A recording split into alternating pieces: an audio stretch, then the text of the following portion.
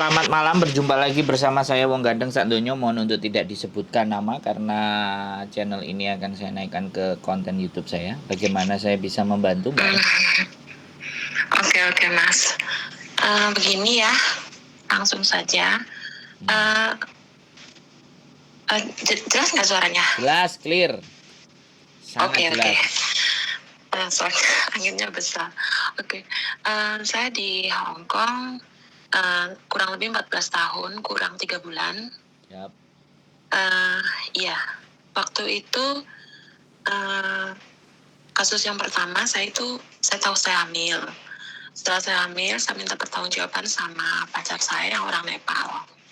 Tapi dia menuduh saya selingkuh sama temennya. Padahal tidak sama sekali. Waktu itu saya baru tahu 1 bulan lebih kandungan saya. Dan saya berniat menggugurkan karena dia nggak mau bertanggung jawab. Waktu itu saya banyak banget pikiran, dia juga nggak bisa bantu saya lagi. Karena saya ada hutang di bank. Terus akhirnya saya bayar sendiri. Bayar sendiri karena ada satu tanggungan lagi, saya nggak kuat, saya pinjam teman sedikit. Dan setelah itu hubungan saya sama pacar juga udah renggang, udah nggak ada hubungan sama sekali. Teman menyarankan saya untuk gadein paspor yang kasus besar dulu itu tahun 2018 akhir. Nah, aku salah satu dari TKW yang gadein paspor di sana. Dan itu kalau nggak salah 2 bulan atau 2 bulan udah digadein. Bulan ketiga saya mau balikin, tapi belum sempat bulan ketiga itu udah ada kabar itu, teman ngasih tahu orang itu tertangkap loh. Hah? Masa sih? Jangan nakut-nakutin, aku bilang gitu. Benar, semalam ada beritanya. Aduh, terus gimana paspor aku? Ya udah, akhirnya besoknya aku telepon dia pas hari libur, udah nggak aktif lagi itu orang nomornya. Udah gitu, pokoknya aku cari-cari teman yang ada kasus juga gadein paspor sama dia, tapi nggak ada. Terus udah beberapa minggu, saya dapat satu. Aku juga gadein paspor di sana gitu. Terus gimana Mbak? Saya langsung bikin paspor baru. Nah dia langsung bikin paspor baru. Aku pikir aku entar dulu, soalnya jarang libur waktu itu awal pas hamil muda itu saya sering sakit, jadi jarang libur. Udah gitu, aku pikir nanti dulu bikin paspornya. Pas mendekati berapa bulan ya? 5 bulan kurang finish kontrak itu saya mau perbarui paspor udah nggak bisa. Terus KBRI suruh saya pulang ke Indo,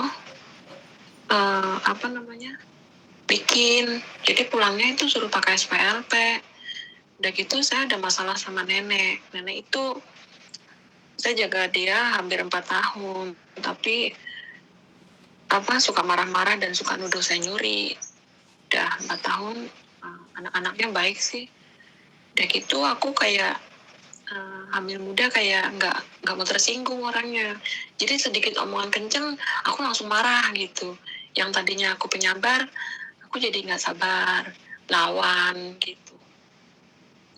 Akhirnya sampai 3 bulan sebelum finish kontrak, aku ngebreak. Padahal teman menyarankan aku jangan ngebreak, nanti bisa dibantu, nggak usah ngebreak gitu. Halo Mas? Ya lanjut, saya dengerin sampean. Oke. Ya udah, setelah itu bulan Januari kalau nggak salah saya pulang ke Indonesia. Bulan Mei saya lahiran. Setelah itu setelah 20 hari lahiran, anak alhamdulillah normal dan diadopsi sama salah satu teman saya yang di Banyuwangi. Saya asli Jawa Tengah, dan di Banyuwangi itu benar-benar dia nggak bisa punya anak, dan cucu pertama dari keluarga itu alhamdulillah mereka semua sayang sama anak aku. Sampai sekarang hampir 4 tahun Setelah lahiran 20 hari saya tinggal ke Jakarta, saya kerja babysitter. Begitu setelah itu saya pindah ke Bali. Di Bali kerja beberapa tahun. Terus sekarang saya di Singapura baru 1 bulan. Kemarin saya mau daftar ke Hong Kong, tapi katanya saya di blacklist. Karena setelah saya cerita, saya masih punya sedikit hutang sama finansi ternama di Hong Kong. Dibilang saya di blacklist. Tapi saya nggak yakin kalau saya di blacklist. Karena aku pikir mereka cuma nakut-nakutin aja sih. Memang ada surat datang ke Indonesia dari finansi itu, katanya saya di blok dari semua imigrasi. Tapi pihak PT menyarankan saya ke Singapura aja lebih aman. Dan sekarang saya udah di Singapura sebulan. Terus kalau misalnya habis kontrak di Singapura kan 2025, bisa nggak sih saya bisa masuk lagi ke Hong Kong, Mas? Oke, sudah giliran saya yang ngomong ya. Ya, oke, makasih. Jadi kalau sampean menceritakan kronologisnya yang seperti itu, semua PT pasti jiper. Kalau sampean jujur loh ya. Kalau sampean ceritanya Ya, jujur, enggak. saya ceritakan semua jujur. Ya, ganti saya yang ngomong kan, sampean tadi udah ngomong. Nah, jadi kalau sampean cerita jujur itu semua PT pasti akan jiper untuk urusan itu.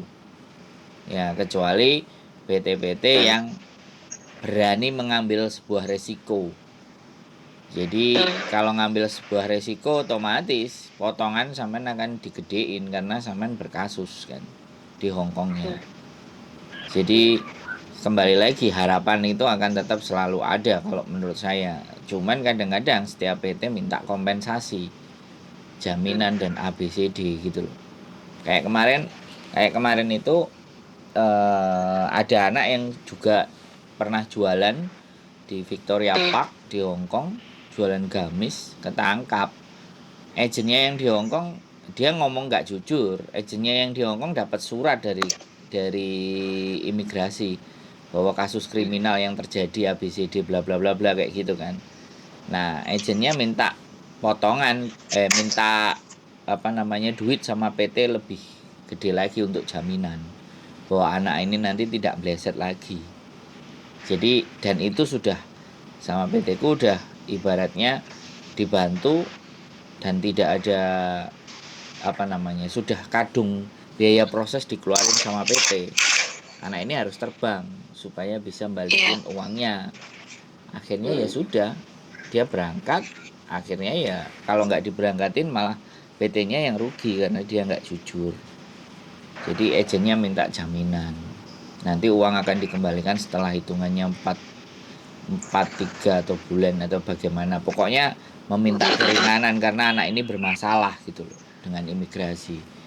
Jadi pada prinsipnya hal-hal semacam itu kalau PT-PT-nya biasa pasti sampean nggak akan diterima banyak.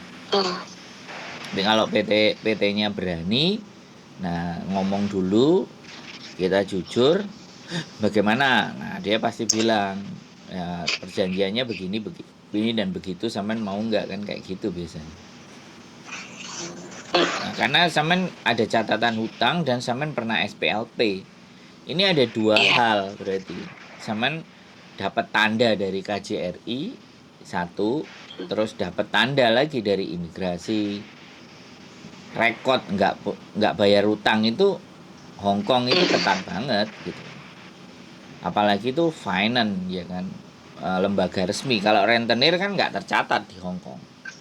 Kalau rentenir itu kan nggak kecatat gitu. Apalagi ngadain paspor dengan yang belakangnya ada tulisannya kayak artis itu kan di Jordan itu kan. Nah itu rame banget itu kasus itu yang sampai ngomongin itu Mister X bla bla bla bla itu kan. Nah itu juga rame banget. Nah sekarang kalau seandainya sampean mau balik proses ke Hongkong lagi ya cari PT yang tepat. Jadi seperti itu. Nek sampean jujur-jujur aja ya berat itu. semua PT pasti 100% saya garansi wis saya nggak bisa proses gitu. Gitu. Tapi kalau sampean tanya sama saya ya saya tanya sama orang saya yang di PT sana yang punya PT, Pak berani nggak begini begitu, anaknya tak bilangin di depan. Nah kalau dia bilang di depan pasti nanti minta kompensasi dan ABCD, nggak ada masalah. Tuh rekodnya sampean luar biasa soalnya, istimewa rekodnya. Terus gimana? Makau bagaimana? Kalau Makau aman. Hongkong sama Makau. Kalau Makau ya kepingin banget. Ya udah ke Makau aja. Tapi kemarin cari PT yang ke Makau nggak ada. Langsung di Cilacap aja. Kalau ke Makau langsung aja. Kalau ke Makau duit. lewat Anam ya? Ya langsung bawa duit. Nanti kalau udah nyampe di Makau hubungi saya, teman saya yang nganterin ke agent. Oh langsung sendiri? Iya.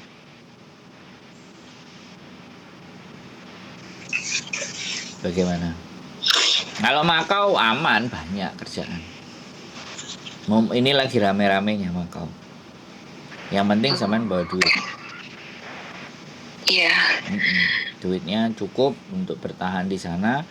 Kontrak 1 bulan paling 900 Hongkong dolar. 900 Hongkong dolar itu paling ya rupiah 2 jutaan lah. 1,8 apa 1,6 1,5. Udah sebulan muter-muter pasti dapat kerjaan kalau Makau. Iya. Kalau Makau nggak dapat kerjaan ya juking ke Hongkong dulu balik lagi ke Makau kan. Sederhana. Nah itu yang saya takutkan, masuk ke Hongkong itu di imigrasi takut bermasalah. Nggak ada masalah kalau cuman masuk turis. Tapi kalau sampai masuk visa kan otomatis di cross check data sama imigrasi. Kalau imigrasi wancai ya kan. Kalau sampean masukin kan urusannya imigrasi wancai. Tapi kalau sampean masuk ke Hongkong kan border, imigrasi border perbatasan aja. Oh iya. Datanya dia nggak terlalu komplit. Yeah. Ataupun kalau komplit pun sampean disuruh balik lagi ke Makau, nggak ada masalah, nggak mungkin ditangkap, nggak ada. Wong itu sudah kejadiannya lama, gitu ceritanya. Cuman aja sampean ada catatan, bisa jadi dia bilang, oh maaf saya nggak bisa ngasih kamu masuk ke Hongkong, nah gitu, ya balik lagi loh ke Makau. Yeah. Gitu. Kalau enggak ya lebih prepare lagi sampean bikin visa Cina. Dari Makau kan ke Cina ada. Iya. Bordernya kan juga ada. Ya pinter-pinternya aja kayak gitu. Jadi sekali lagi selalu akan ada kesempatan bagi orang-orang yang masih mau berjuang. Mungkin sampean dibilang sama PT, semua PT akan bilangnya blacklist karena memang sampean jujur ya pasti akan, mereka biar lebih mudah aja ceritain, nggak kayak saya panjang kali lebar kan. Mereka biar gampang ngomongnya blacklist gitu aja. Jadi sekali lagi blacklist itu kalau sampean melakukan kriminal, pencuri, mukul, menganiaya, membunuh, itu blacklist. Mencuri itu mencuri coklat. Nah kadang-kadang blacklist itu bisa jadi kayak buang sampah sembarangan ketahuan, ngerokok lewat lampu merah. Itu juga kadang-kadang hal sepele tapi yang bikin nyangkut. Proses itu bisa nyangkut. Gitu ceritanya. Ya namanya Hongkong kan sampean tahu sendiri lah sejauh mana dan seperti apa. Tapi ya itu aja menurut saya, geser ke Makau masih banyak. Kerja company juga bisa kalau masih merantau, masih kepingin merantau. Gitu aja sih Mbak. Iya. Ada lagi yang mau ditanyain? Halo? Cukup. Wes. Ada yang ganjel kelihatannya Jadi masih ganjel. nangis soalnya ingat teman-teman di Hong Kong. Ya sekarang gini loh Mbak, hal masa lalu itu sudah nggak perlu diinget-inget lagi, iya kan. Jadi kalau sampean pingin naksir lagi balik ke Hong Kong ya paling deket di Makau. Ya, kalau sampean mau proses lagi ya silahkan, sampean pulang dulu nanti. Nanti kirim data aja ke saya tak tanya sama orang PT saya berani nggak prosesin ini. Kalau dia nggak berani, nggak ngambil risiko ya sudah, sampean caw ke Makau. Kan Makau kan bisa main ke Hong Kong. Kalau sampean Iya, udah di Makau, sampean kerja dalam kad sampean dulu. mau masuk ke Hong Kong nggak ada masalah. Bawa paspor sih tapi tetap saya kerja di Makau bilang gitu aja. Atau ketemuan sama teman-temannya di Makau kan bisa juga. Iya, ya. Nggak ada persoalan Mbak, dunia ini. Nggak usah terlalu dibikin mumet dan diratapi. Udah terjadi ya sudah. Saatnya menatap masa depan. Kan saya mengerti di Makau nanti ada bule Inggris naksir sama sampean. Bawa ke Inggris.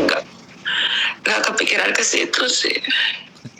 Sampean nggak kepikiran, tapi kalau sampean sudah ibaratnya ya kan berdamai dengan diri sendiri, bangkit lagi, harapan itu akan selalu ada. Kecuali sampean hopeless, nggak pernah punya harapan ya. Gitu, namanya hidup selama masih bernafas kan masih punya harapan dan cita-cita. Jangan sampai mati itu Mbak harapan. Kalau harapannya mati, semangatmu nggak ada. Wes, ada lagi? Udah. Cukup? Kalau ya cukup. Kalau saya pikir ke Makau, saya baru hubungin lagi. Oke, siap. Semangat. Terima kasih banyak ya, Mas. Siap, semangat ya, Mbak. Hidup Iya. masih panjang soalnya. Oke? Oke, Assalamualaikum. Waalaikumsalam warahmatullahi wabarakatuh.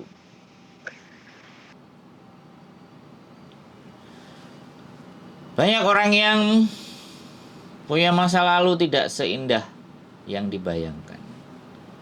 Tapi ya begitulah kehidupan. Bahwa semuanya harus kita lewati. Selama masih nafas berembus, maka harapan dan cita-cita jangan pernah dimatikan. Siapa yang mematikan cita-cita dan harapan? Ya diri kita sendiri. Keep stay tune my YouTube channel and see you next video. Bye-bye.